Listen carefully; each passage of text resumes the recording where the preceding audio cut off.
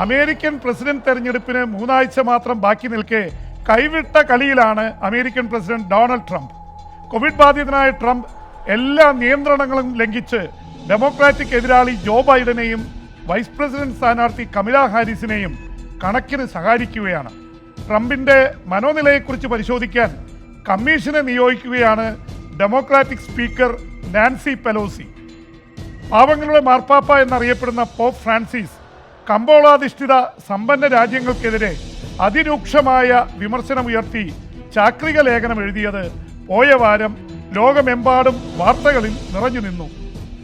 Covid കാലത്ത് 10 കോടി പട്ടിണിപ്പാവങ്ങളുടെ വിശപ്പടക്കിയ UN വേൾഡ് ഫുഡ് പ്രോഗ്രാം സമാധാനത്തിനുള്ള നൊബേൽ സമ്മാനം നേടിയത് ഏറെ ആഹ്ലാദകരമായ വാർത്തയായി.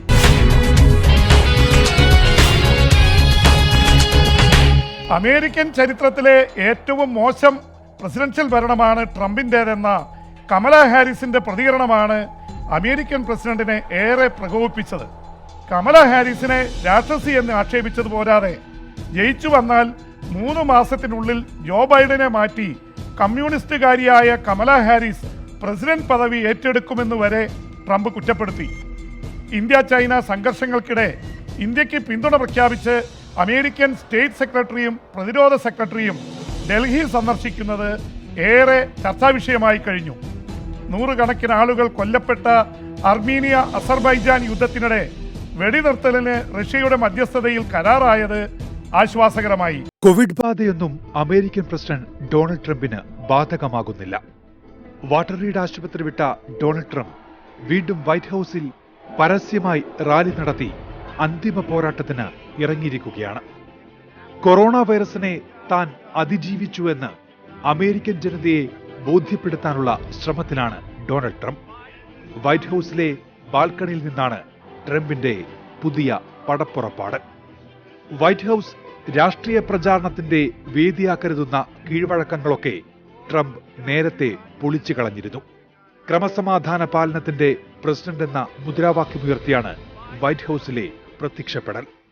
ഓഗസ്റ്റിൽ റിപ്പബ്ലിക്കൻ പാർട്ടിയുടെ പ്രസിഡന്റ് സ്ഥാനാർത്ഥിത്വം സ്വീകരിച്ചുകൊണ്ടുള്ള സമ്മേളനം ട്രംപ് നടത്തിയതും വൈറ്റ് ഹൌസിലാണ്. വൈറ്റ് ഹൌസ് രാഷ്ട്രീയ പ്രചാരണത്തിന്റെ വേദിയാക്കുന്നതിനെതിരെ കടുത്ത വിമർശനമുണ്ടായെങ്കിലും ട്രംപ് കൂസാക്കിയില്ല. ഐ ആം ദ സ്റ്റേറ്റ് എന്ന് പ്രഖ്യാപിച്ച ഫ്രാൻസിലെ രാജാവ് ലൂയി 14 എന്ന ഏകാധിപതിയെ ഓർമ്മിപ്പിക്കുന്നതാണ് ട്രംപിന്റെ രീതികൾ. താനാണ് രാജ്യം എന്ന മട്ടിലാണ് ട്രംപ്. ലൂയി 14 ചക്രവർത്തിയായിരുന്നതുകൊണ്ട് 72 വർഷം ഭരിച്ച് റെക്കോർഡിട്ടു. ട്രംപ് 4 വർഷം പൂർത്തിയാകുമ്പോൾ പുറത്തു പോകേണ്ടി വരുന്ന അവസ്ഥയിലാണെന്ന വ്യത്യാസം മാത്രം. ആരെയും കൂസാത്ത ട്രംപിന് എതിരാളിയെ കിട്ടിയാൽ എന്തും വിളിക്കും. അടുത്ത കാലം വരെ US പൊതുസഭയുടെ സ്പീക്കർ നാൻസി പെലോസിയായിരുന്നു ട്രംപിന്റെ വലിയ ശത്രു. ട്രംപിനെതിരെ ഇംപീച്ച്മെന്റ് പ്രമേയം പൊതുസഭയിൽ പാസാക്കിയതാണ് നാൻസിയെ വെറുക്കാൻ പ്രധാന കാരണം. സമയം കിട്ടുമ്പോഴൊക്കെ രണ്ടുപേരും ഏറ്റുമുട്ടും. പൊതുസഭയിൽ കഴിഞ്ഞ തവണ സ്പീക്കർ നാൻസിയുടെ മുഖത്ത് നോക്കാൻ പോലും ട്രംപ് തയ്യാറായില്ല. ട്രംപിന്റെ പ്രസംഗം നാൻസി കീറിയെറിഞ്ഞു. ഇപ്പോൾ ട്രംപിന്റെ മുഖ്യ എതിരാളി മാറിയിരിക്കുന്നു. പ്രസിഡന്റ് സ്ഥാനത്തേക്ക് എതിരാളി ജോ ബൈഡൻ ആണെങ്കിലും വൈസ് പ്രസിഡന്റ് സ്ഥാനത്തേക്കുള്ള ഡെമോക്രാറ്റിക് സ്ഥാനാർത്ഥി കമല ഹാരിസിനെയാണ് ട്രംപ് നോട്ടമിട്ടിരിക്കുന്നത്. അമേരിക്കൻ ചരിത്രത്തിലെ ഏറ്റവും പരാജയപ്പെട്ട പ്രസിഡന്റ് എന്ന് വിളിച്ചാൽ ട്രംപിന് സഹിക്കുമോ? വൈസ് പ്രസിഡൻഷ്യൽ സംവാദത്തിൽ കമല എതിരാളി മൈക്ക് പെൻസിനെ വിട്ട് പ്രസിഡന്റ് ട്രംപിനെ അതിരൂക്ഷമായാണ് വിമർശിച്ചത്. എന്നാൽ രോഷാകുലയായ കറുത്ത വർഗക്കാരി എന്ന പ്രതിച്ഛായ മാറ്റാൻ പുഞ്ചിരിച്ചുകൊണ്ടായിരുന്നു കമലയുടെ കടന്നാക്രമണം. മറുപടിയായി കമലയെ രാക്ഷസി എന്ന് വിളിച്ചതിന് പുറമെ ജോ ബൈഡൻ ജയിച്ചു വന്നാൽ 3 മാസത്തിനുള്ളിൽ കമ്മ്യൂണിസ്റ്റായ കമല ഹാരിസ് പ്രസിഡന്റ് കസേര പിടിച്ചെടുക്കുമെന്ന് വരെ ട്രംപ് പറഞ്ഞുവെച്ചു. തന്റെ എതിരാളികളെ കമ്മ്യൂണിസ്റ്റ് എന്ന മുദ്രകുത്തിയാണ് ട്രംപ് ആക്രമിക്കുന്നത്. അമേരിക്കക്കാർക്ക് പൊതുവെ കമ്മ്യൂണിസത്തോടുള്ള വിരോധം മുതലെടുക്കുകയാണ് ട്രംപിന്റെ ലക്ഷ്യം. അതുകൊണ്ടും തീർന്നില്ല ട്രംപിന്റെ കളി.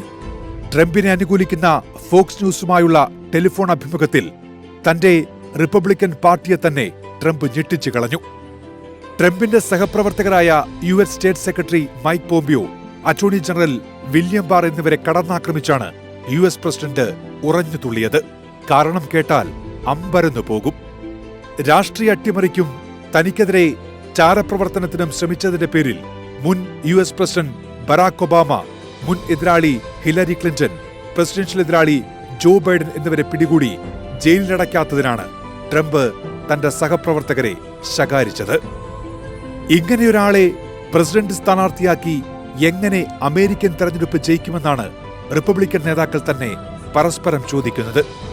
മുൻ റിപ്പബ്ലിക്കൻ പ്രസിഡന്റ് ജോർജ് ബുഷ് അടക്കമുള്ള പ്രമുഖ നേതാക്കളൊന്നും ട്രംപിനു വേണ്ടി രംഗത്തിറങ്ങാത്തതും വെറുതെയല്ല. ഇതെല്ലാം മനസ്സിലാക്കിയാവണം ഡെമോക്രാറ്റായ സ്പീക്കർ നാൻസി പെലോസി പ്രസിഡന്റായി തുടരാനുള്ള ട്രംപിന്റെ യോഗ്യത പരിശോധിക്കാൻ കമ്മീഷന് വയ്ക്കുമെന്ന് പ്രഖ്യാപിച്ചത്. മാസ്ക് ധരിക്കാതെയും സാമൂഹ്യകലം പാലിക്കാതെയും കോവിഡ് ബാധ ക്ഷണിച്ചു വരുത്തിയ ട്രംപ് എന്തൊക്കെ കോലാഹലങ്ങളാണ് കാട്ടിക്കൂട്ടിയത്. കോവിഡ് ബാധിതനായി വാഷിംഗ്ടണിലെ വാൾട്ടർ റീഡ് ആശുപത്രിയിൽ മറൈൻ വൺ ഹെലികോപ്റ്ററിൽ പറന്നുവന്ന ട്രംപ് 3 ദിവസമാണ് കഷ്ടിച്ച് ആശുപത്രിയിൽ കഴിച്ചുകൂട്ടിയത്. അതിനിടെ ബുള്ളറ്റ് പ്രൂഫ് കാറിൽ കയറി അനുയായികളെ അഭിസംബോധന ചെയ്യാൻ ആശുപത്രിയിൽ നിന്ന് പുറത്തിറങ്ങി. ഇതിനെതിരെ ഡോക്ടർമാർ പ്രതികരിച്ചെങ്കിലും ആരു കേൾക്കാൻ? കോവിഡ് പ്രോട്ടോകോളിൽ 10 ദിവസമെങ്കിലും വിശ്രമിക്കണമെന്നിരിക്കെ കോവിഡ് നെഗറ്റീവ് ആകുന്നതിന് മുൻപേ ആശുപത്രി വിട്ട് വൈറ്റ് ഹൌസിലേക്ക് പോയി. ട്രംപ് കോവിഡ് മുക്തനായോ എന്ന് ഇപ്പോഴും വ്യക്തമല്ല. എന്നാൽ അടുത്ത ദിവസങ്ങളിൽ റാലികൾ സംഘടിപ്പിച്ച് അനുയായികളെ ഇളക്കാനാണ് ട്രംപിന്റെ തീരുമാനം. 15 ദിവസം മുൻപ് സെപ്റ്റംബർ 26-ന് പുതിയ സുപ്രീം കോടതി ജഡ്ജി നോമിനി പ്രഖ്യാപനത്തിനായി വൈറ്റ് ഹൌസിൽ മാസ്ക് ധരിക്കാത്ത വലിയ ജനക്കൂട്ടത്തെ ട്രംപ് ക്ഷണിച്ചു വരുത്തിയിരുന്നു. ഇതേ തുടർന്ന് വൈറ്റ് ഹൌസിൽ തന്നെ 50ഓളം പേർക്ക് കോവിഡ് ബാധിച്ചതോടെ ഈ സമ്മേളനത്തെ സൂപ്പർ സ്പ്രെഡർ എന്നാണ് US ആരോഗ്യരംഗത്തെ തലമുതിർന്ന വിദഗ്ധനായ ഡോക്ടർ ആന്റോണിയോ ഫൗച്ചി കുറ്റപ്പെടുത്തിയത്. സ്വന്തം പ്രസിഡന്റിനെ തള്ളിപ്പറയേണ്ട അവസ്ഥയിലാണ് അമേരിക്കയിലെ ആരോഗ്യ വിദഗ്ധർ. ആരു പറഞ്ഞാലും കേൾക്കാത്ത താന്തോന്നിയായ പ്രസിഡന്റ് അമേരിക്കൻ ചരിത്രത്തിൽ വേറെ ഉണ്ടാകില്ല എന്നാണ് അമേരിക്കക്കാർ തന്നെ അടക്കം പറയുന്നത്. എന്നാൽ ട്രംപിന്റെ ഈ കൈവിട്ട കളികളെ ഇഷ്ടപ്പെടുന്ന ഒരു യാഥാസ്ഥിതിക വെളുത്ത വർഗക്കാരുടെ നിരയുണ്ടെന്ന് മറക്കേണ്ട. അവരുടെ മുൻപിൽ റിയാലിറ്റി ഷോയിലെ നായകവേഷം ചമയുകയാണ് ട്രംപ് ഇപ്പോഴും. താൻ അമേരിക്കൻ പ്രസിഡന്റാണെന്ന കാര്യമൊന്നും ട്രംപിനെ അലട്ടുന്നില്ല. 35% അമേരിക്കൻ യാഥാസ്ഥിതികർ ഇപ്പോഴും തന്നെ പിന്തുണയ്ക്കുന്നതാണ് ട്രംപിന്റെ പരാക്രമത്തിനു പിന്നിൽ. എന്നാൽ തെരഞ്ഞെടുപ്പ് സർവേകളിൽ എതിരാളി ജോ ബൈഡൻ ഒന്നിനൊന്ന് മുന്നോട്ട് കുതിക്കുന്നത് ട്രംപിനെ അസ്വസ്ഥനാക്കുന്നുണ്ട്. ടെലിവിഷൻ സംവാദത്തിന് മുൻപ് ബൈഡന്റെ ലീഡ് 7 പോയിന്റായിരുന്നുവെങ്കിൽ ഇപ്പോൾ അത് 15 പോയിന്റിലേക്ക് വരെ കുതിച്ചു. 2016-ലെ പ്രസിഡന്റ് തെരഞ്ഞെടുപ്പിൽ ഹിലരി ക്ലിന്റൺ സർവേയിൽ മുന്നോട്ടു പോയിട്ട് ഒടുവിൽ എന്തായി എന്നാണ് ട്രംപിന്റെ മറുചോദ്യം. അന്ന് അവസാന ദിവസങ്ങളിൽ ഹിലരിയുടെ ലീഡ് വളരെ കുറഞ്ഞിരുന്നു. സർവേയിലേതുപോലെ ഹിലരിക്ക് 30 ലക്ഷം വോട്ടും കൂടുതൽ കിട്ടി.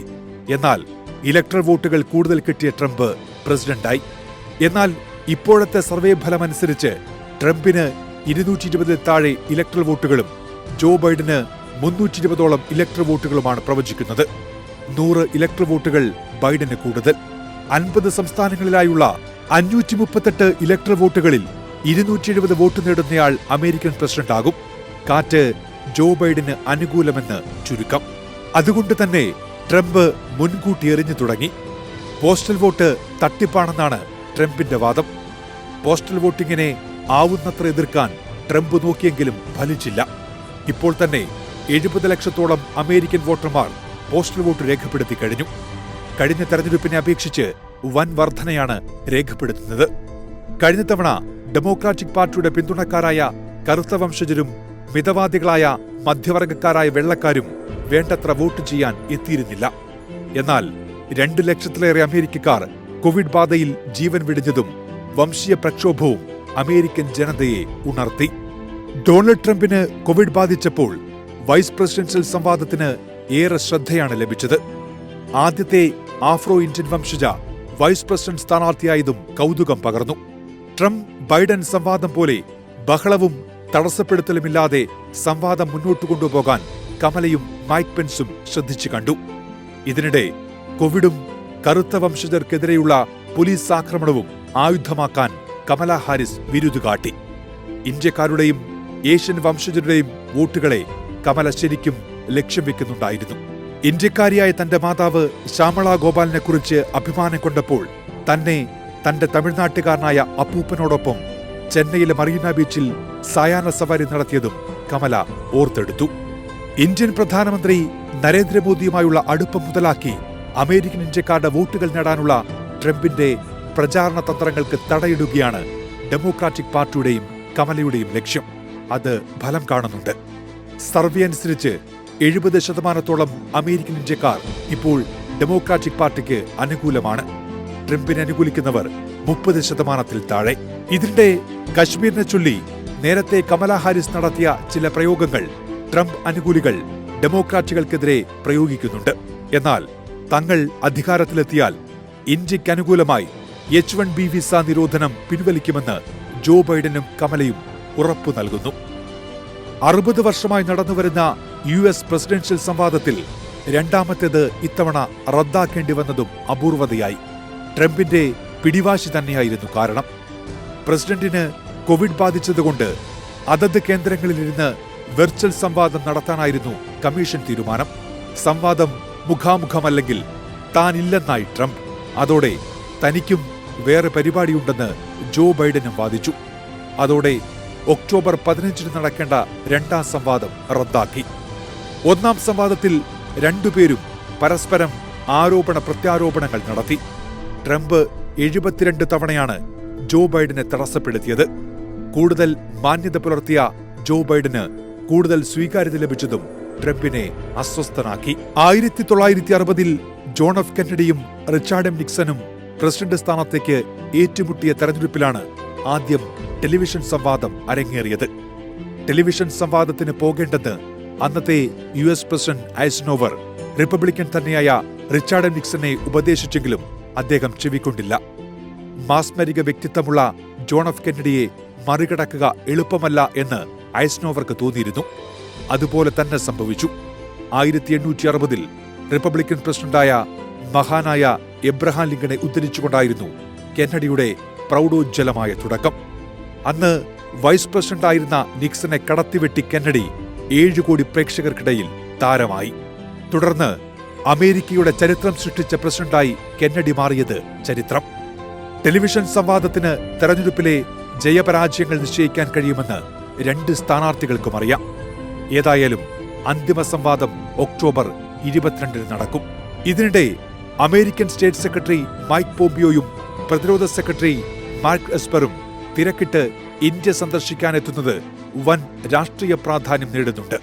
ചൈനയ്ക്കെതിരെ സൈനിക സഖ്യത്തിൽ ഏർപ്പെടാനുള്ള നീക്കങ്ങളുടെ ഭാഗമായാണ് സന്ദർശനമെന്നത് ചൈനയെ അസ്വസ്ഥമാക്കുന്നുണ്ട്. ടോക്കിയോയിൽ നടന്ന ഇന്ത്യ, അമേരിക്ക, ജപ്പാൻ, ഓസ്ട്രേലിയ എന്നീ രാജ്യങ്ങളുടെ വിദേശകാര്യമന്ത്രിമാർ പങ്കെടുത്ത ക്വാഡ് യോഗത്തിന്റെ തുടർച്ചയായാണ് മൈക്ക് പോംപിയോയുടെ സന്ദർശനം. ഇന്ത്യ ചൈന അതിർത്തി സംഘർഷമാണ് പ്രധാന ചർച്ചാ വിഷയം. മഞ്ഞുകാലത്ത് ഇന്ത്യയും ചൈനയും തമ്മിലുള്ള സംഘർഷം നീണ്ടാൽ അതിർത്തിയിലെ യുദ്ധസാധ്യത അമേരിക്ക അടക്കമുള്ള രാജ്യങ്ങൾ തള്ളിക്കളയുന്നില്ല. ദക്ഷിണ ചൈനാക്കടലിൽ ചൈനയുമായി അയൽ രാജ്യങ്ങളും അമേരിക്കയും സംഘർഷത്തിൽ നിൽക്കുന്നതും സങ്കീർണത വർദ്ധിപ്പിക്കുന്നു. ഏറ്റവും ഒടുവിൽ ചൈനയും തായ്വാനും തമ്മിൽ സംഘർഷം രൂക്ഷമായതും യുദ്ധസാധ്യതയിലേക്ക് നയിക്കുന്ന പുതിയ സംഭവവികാസമാണ്.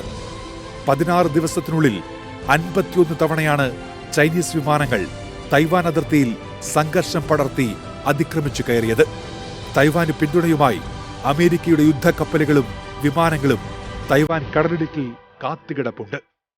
അമേരിക്കൻ തെരഞ്ഞെടുപ്പിന് മുൻപ് തൈവാൻ പ്രശ്നത്തിന്റെ പേരിൽ അമേരിക്കയും ചൈനയും തമ്മിൽ വെടിപൊട്ടുമോ എന്ന ആശങ്ക ഇനിയും വിട്ടുമാറിയിട്ടില്ല. അമേരിക്കൻ തെരഞ്ഞെടുപ്പ് പ്രചാരണത്തിൽ പിന്നിട്ട് നിൽക്കുന്ന ഡൊണാൾഡ് ട്രംപ് എന്ത് സാഹസത്തിനും മുതിരുമെന്ന ആശങ്കകൾ അമേരിക്കയിലുമുണ്ട്. ഹോങ്കോങ്ങിൽ ചൈന നടത്തുന്ന അതിക്രമങ്ങളും ദക്ഷിണ ചൈന കടലിലെ ഏറ്റുമുട്ടലുകളും അമേരിക്കയ്ക്ക് പുറമെ ജപ്പാൻ, വിയറ്റ്നാം, ഫിലിപ്പീൻസ്, ഇന്തോനേഷ്യ തുടങ്ങിയ അയൽ രാജ്യങ്ങളെയും പ്രകോപിപ്പിക്കുന്നുണ്ട്. യുദ്ധഭീതികൾക്കിടയിൽ ഈ ആഴ്ചയിലുണ്ടായ ഏക ആശ്വാസം പഴയ സോവിയറ്റ് രാഷ്ട്രങ്ങളായ അർമീനിയയും അസർബൈജാനും തമ്മിൽ താൽക്കാലികമായിട്ടെങ്കിലും വെടിനിർത്തലിന് തയ്യാറായി എന്നതാണ്. അർമേനിയൻ വംശജർ കൂടുതലുള്ള നാഗർണോ കറാബാക്കിനെ ചൊല്ലി 3 പതിറ്റാണ്ടായി നടക്കുന്ന സംഘർഷത്തിന്റെ ബാക്കിയാണ് ഈ ഏറ്റുമുട്ടൽ. 2 ആഴ്ചയായി നടന്ന വ്യോമയുദ്ധത്തിൽ 100 കണക്കിന് ആളുകൾ കൊല്ലപ്പെട്ടു. 10,000-കണക്കിന് ആളുകൾക്ക് വീടും നാടും വിട്ട് അഭയാർത്ഥികളായി പോകേണ്ടി വന്നു. ബെലാറസിന് പിന്നാലെ കിർഗിസ്ഥാനിലും അധികാരത്തെ ചൊല്ലി പോരാട്ടം നടക്കുന്നു. പ്രക്ഷോഭത്തിനിടയിൽ കിർഗിസ്ഥാനിൽ പ്രസിഡന്റ് ജീബിക്കോവ് അടിയന്തരാവസ്ഥ പ്രഖ്യാപിച്ചിരിക്കുന്നു.